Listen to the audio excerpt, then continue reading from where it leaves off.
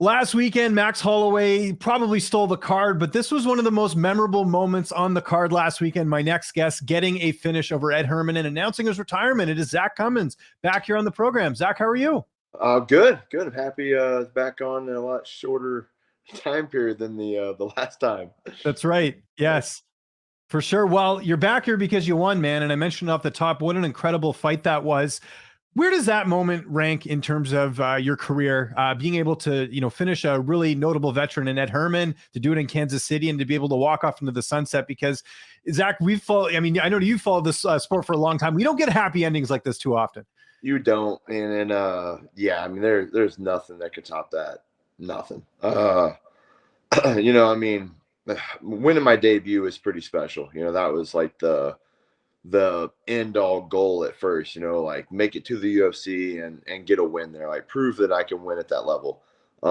After that happened, I was like, I don't know where we go next, but yeah, with with the home crowd, with fighting a legend, with man, what I felt was pretty much a shutout. I mean, I felt phenomenal in there. My vision was good. I saw everything. Um, like I felt like I probably could have got it done in the first round, but I really was kind of happy that it would just, went just got some time in the cage and enjoyed the moment. My family was there. My oldest daughter was there. They got to see it. Just yeah, it didn't get much better than that, and I was just yeah, definitely was overwhelmed with with emotions at the end of it. Did Herman's durability surprise you a bit? Because he was taking some pretty big shots that I think would have dropped or finished some other fighters. No, I mean that was I think whenever we were on here speaking not that long ago, actually I was uh talking about how durable he was and how good he was. I even mentioned like he will get hurt. He'll get dropped, he'll get hurt, but he's so good at recovering and slowing things down and doing things to just to buy time.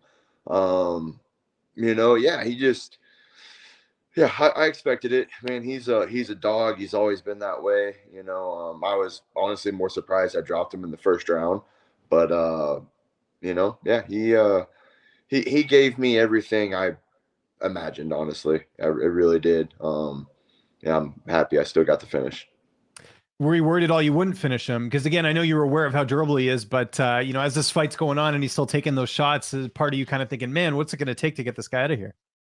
No, I had a feeling the end was coming. I mean, at the end of the second round, when I landed pretty square on the nose, I could just it changed him. I saw I saw the fight kind of leaving him a little bit. He was giving ground and backing up to the cage a lot. He was just the physical things that you can just see that when someone is starting to get overwhelmed a little bit that they were presenting and I was reading that I can see it, but I also knew how dangerous he was. He'll just come out firing at any time and stuff. So I wanted to make sure I was smart and pick my shots and I was going to the body, going, faking the body, coming upstairs, looping right down the middle. I was just really wanting to keep him guessing and yeah, and it paid off. I definitely I felt like the finish was coming and I'm happy I didn't have to do much more than that. It was getting kind of ridiculous after I don't know how many knockdowns. So yeah, I knew the finish was going to come. I mean, I knew we were starting to get a little bit low on time, and I was about to start ramping it up to make sure I got it. And yeah, and it, I got the 3 round battle with the finish, and I got everything I could have asked for. How's it fighting at 205? I felt great. Yeah, you look great. I was going to say, because I'm sure, not having to focus as much on the cut this time around is probably a nice Yeah, relief as well, too. I mean, yeah, I knew. Well, I guess not even know. Like I assumed, I thought my speed would would be a factor, and I think we spoke about that, and I was blown away by how much that changed things. I mean, like, I normally always fight long already, and then, but just the fact that I could get to the target so much faster than him, it was a game changer, and I feel like my hand speed was that of the welterweight self, but I still was holding the power and I felt strong in the clinch too. That was the one place I was a little nervous with him. Like I knew how gritty and how dirty he is in the clinch. He's got good dirty boxing and and can find knees and short elbows and stuff. And we clinched up, and I felt great. I felt very strong in there. I felt safe. He tried to sneak some things in, some knees, and I was dropping my arms down, blocking with the shoulder. I never got really hit with anything. And I was pretty proud of myself in that position because that was the one thing I knew. He ends up catching a lot of people off guard there, and I was happy that I shut everything down. Did you know that was your first knockout win since July 2017, I think, or July 2015, actually? I think Dominic Steele was the last fight that you had. Yeah, sorry, July 2015. That was the last time you had a knockout win. Did you know that? I did not know that. I didn't know that. It's weird. Like I have all these, I end up. I mean, I think I've had knockdowns in like every fight almost. Right. Yeah, you've had a lot of submission wins from knockdowns for sure, but still to get that knockout must be kind of nice. Yeah, I guess that was. I was happy I didn't just jump on a submission. Man, I had a lot more fun with that, and it just. I think I've got the ability to. I trust my submission game, so if I hurt people, I normally jump on them. Honestly, I did at first with him, but I don't know if it was me or him or both being sweaty, but like I didn't feel super confident on the ground with him. Um, he was moving around well. Like the armbar never got close, but I was really surprised at how fast his hips got up there to try to catch the arm in the first round. And yeah, I mean, like I said, I felt good there, but the timing, everything on my feet just felt money, and I didn't mind just continuing to stand up, and I knew it was going to come over time. So yeah. No, I didn't know it took that long, but I don't know. I always joke around how much power I have, but then you look at like I only have so many knockout wins, and you're like, huh, do I have power? Yeah, no, you do. I mean, hey, look, it was a good finish there. Now take me through the rest of the night. So you win the fight. Obviously, there's that emotional moment in the cage with you and with Ed too, which was just awesome. Like we don't get to see that too often. I know you probably had to do a bit of media. What did you get up to the rest of the night? Because I know you had a lot of friends and family up. Yeah, I mean, yeah. So I had some media stuff, and then I got booted out of the arena had to go back to my hotel room and watch the rest of the fights on TV. That was kind of weird, So I guess Yeah, that you of all people, how come what they didn't give you tickets or something? yeah, so they always give the fighters tickets. Yeah. I've been in this sport for 10 years. I've never been able to use them because before when they used to let us in the crowd, they had like a certain area they wanted us to be at. And then I don't know if something happened, but like they didn't want fighters in the crowd anymore. So we had this green room. So we'd always give tickets away because after the fight, we would be in the green room. Like everybody would watch the fights together. They'd have food. Once COVID happened and like we're at the Apex, they didn't have the room just to like let you stay there. So then you had to, fight. And then, with COVID, everything was stacked. So we had to go back to our hotel room and stuff. Well, I assume now that we're back with crowds and everything, like the green room or something would be back in. And nope. So yeah, just basically got booted out and got a ride back to the hotel and got to watch the about the last three fights on in my room. And yeah, so obviously I'm still a fan of this stuff, right? So I watched the fights and wanted to see how those went down to the restaurant at the hotel we were staying at, had some dinner, hung out with some of, Brandon Royval was there and stuff. So we kind of had some words, hung out for a little bit, the corners, some other fighters. And then, I had a little after party set up, and got to go, see my friends, family, some just all my people. It was fun. It was too loud and too many people. So I didn't get all the time I really wanted, but we had a good night. We had some fun. And then I damn near slept the whole next day because my body was pretty sore. So There you go. That's when you know you're getting older for sure. Is you need the full day recovery, right? So definitely needed it. And then yeah, this week I've been right back in the gym coaching. So yeah, nothing changes there. and that's the plan going forward, right? Is just to continue with your gym, continue coaching. Is that sort of the career path? And I know you have a couple other things sort of going on too, but is that mainly what the focus is going to be? Is just staying in MMA, but on the coaching side? I think so. I mean, like I said, I love this sport. I would never want to give this up, right? So, like, I mean, yeah, the coaching, I've got a show I'm promoting this Saturday. So, yeah, it's right back to work and doing this stuff. So I'll just be a little bit more on the back end of things, and trying to I try my best to lead by example, and then I'll continue to do that, and I'll still be here for these guys and just try to get them to skip most of the stuff I had to go through to get where I made it, and give them some of that knowledge and experience, and yeah, just you know continue to go on. And I mean, I'm sure I'm going to have some other business ventures and stuff, but uh, yeah, I mean, this and then enjoy family life too. Like a lot of traveling, a lot of uh, just being away and sacrifices and stuff. And it's about time to start. Even though I've got my guys that I'm coaching, they still need my time. Like I need to start giving back to my family all the time that I took away. Looking back in your career, what was your favorite moment other than excluding Saturday? Obviously, Saturdays we already sort of discovered that's right at the top. But what's another moment in your fight career that really stood out for you?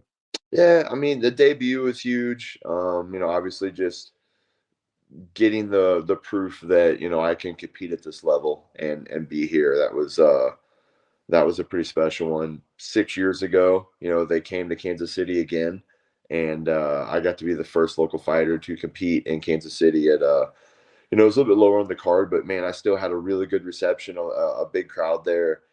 First round submission over Nathan Coy, who was man a very uh, dangerous and durable opponent. Man, I saw him do a split decision with Tyron Woodley, and a very good wrestler. So I got that out of the way, and I know I kind of even spoke about this at the fight with some media. Even one of my losses, the Dublin fight was, I fought Gunnar Nelson on a co-main event with Conor McGregor being the headline, and just that whole experience it was special. It was out there. It was something that I didn't really. It was very new. I think it was like my third UFC fight or something like that, and just seeing the level that I got to so quickly was pretty cool to see and stuff. And that will always for sure stand out in my mind. Just that whole fight week and stuff. Even though the fight didn't go my way, I ended up shattering my orbital and had to change some game plans mid fight. It just didn't work out. But that that whole fight week and stuff as a whole was still very special to me. Any regrets? Any fights maybe you wish you didn't take, or a fight you wish you did take, or anything like is kind of looking back? I know it's easy to kind of say this now, but is there anything looking back you think you might have made a different decision on something? I mean, it's hard to regret stuff, and I really don't think any decision I made. Yeah, I guess there was one, definitely one. But I mean, any fights that actually happened, I mean, like I took a before the UFC, I took a 205 fight on uh, a couple day notice after like being sick for 6 weeks, like having mono, and I stepped up and fought Ryan Jimmo, and I lost a 5 round decision in it, but it's still who I am. I didn't really mind. The only one that I really regret is I accepted a fight in Macau, China, on basically it was 3 week, 3.5 week notice. I had a 10-day trip, like for the military trips, the troops there, like, we're going three different places, Singapore, Diego Garcia, Bahrain. I was flying back and forth all over the world. Uh, and then I almost died, uh, in the weight cut. I ended up missing weight, but like I wasn't right for months. And it was just something I just shouldn't have said yes. I regret accepting that fight because I literally almost lost my life in another foreign country. The opponent wasn't able to have a fight.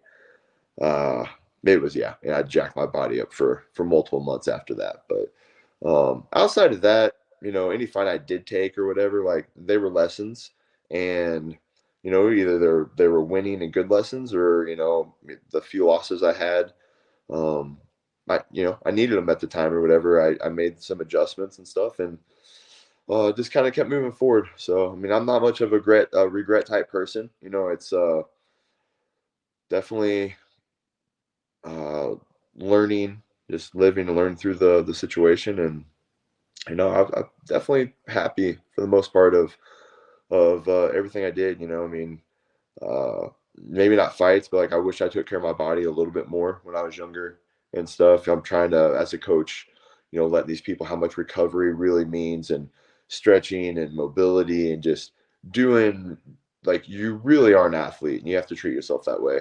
Back in the day, we just beat the dog shit out of each other and sparred and didn't really look at it at different ways. And getting a little bit older and how my body feels and stuff, I wish I made some changes that way. And I'm trying to make them now a little bit older. And I'm really trying to push for my athletes to to really treat this as a legit top level sport, and that they're a high level athlete, and they gotta, they need to treat themselves as such.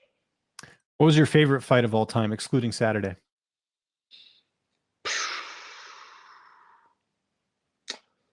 I had a regional pro fight against a guy named Danny Anderson in Des Moines, Iowa.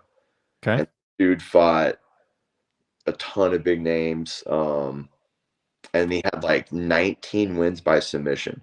So like I couldn't find video, and this is a long time ago. So like there was no video, but I was like, so it was one of those where, I mean, it was a stand-up battle. I had so much fun, but I kept dropping him. And I was like scared to go to the ground with him because like I didn't know what he had down there. Like he has all these submission wins. I probably still could have submitted him. But man, he was just tough. He was a law enforcement guy in Des Moines, and it was just, we just had a really fun battle. And it's one of those that like, um, I don't know if I'll ever forget that. It was just one of those fights that just stuck with me. Another good, respectful dude that was just tough as nails, and we just got after it, and it was one that will definitely, last in my mind. Zach, thanks for doing this. We've been doing interviews for the last couple of years, so I really appreciate you always making the time for that. And congratulations on retirement. Like I said, a lot of fighters don't end up getting this sort of storybook ending like you got, which is awesome, man. It's great to see. One last time, if there's anyone you want to thank or anything you want to plug or any social media you want to mention, I'll give you the last word. I appreciate it. Yeah, and I mean, I'm not going anywhere. I'm still in this sport. I'll hopefully you guys see me a lot and more, and everything. But yeah, at Zak Cummings is all social media. Follow me on there, and then Synergy Fighting Championships is my fight promotion. SynergyFights.com is the website. Hopefully start supporting it. We're going to try to continue to build and get better, and then my Ignite Academy is my gym, and my whole gym family. My closest family, the Factory X, is my extended family out in Denver. Everybody that's ever, watched, supported me in any way. I mean, I can't be more grateful for all you guys. It truly means a lot. And it's hard to say goodbye. It's hard to really think that I might not do this again, but uh, I've really enjoyed the years and the relationships and everything I've ever come across in this journey and stuff. And it's going to keep going. Just it's going to look a little different now.